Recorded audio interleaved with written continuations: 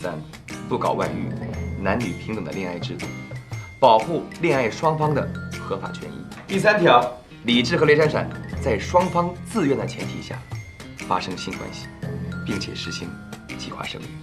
第4条，李志和雷闪闪，不好意思啊，李志同志，这个恋爱法则一共有多少条啊？一共有222条。222条？没错。啊，那这样吧，我还是自己拿回家慢慢的阅读吧。不，这样不好。我感觉，我想把最重要的一条念给你听，因为这才是我制定这部法则的最终的目的。第222条，李志和雷闪闪恋爱适婚期满，可到相关民政部门申请结婚，并按照法律程序依法办理结婚相关手续，领取结婚证，成为合法夫妻。怎么样，珊珊？你感觉我的恋爱法规怎么样？太神奇了！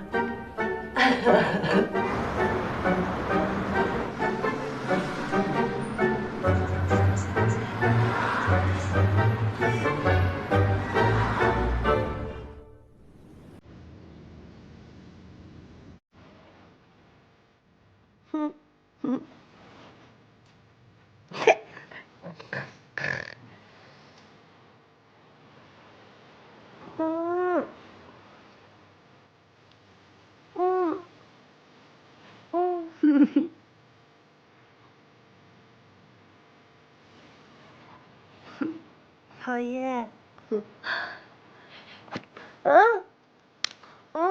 快醒醒吧你！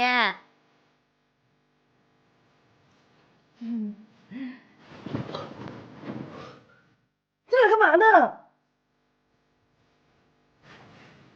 ？baby， 昨晚是不是失声了？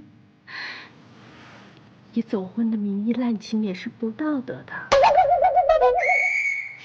你们俩谁先主动的？以我对你的了解，80%是你把人家给强奸了，还是你情我愿，狼狈为奸？不是，昨天你们是在什么时间、什么地方开的房？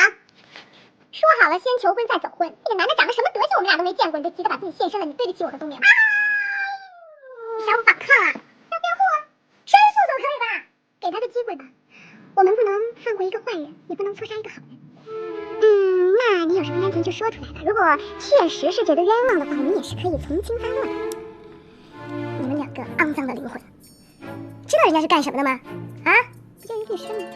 那律师是干什么的呀？打官司。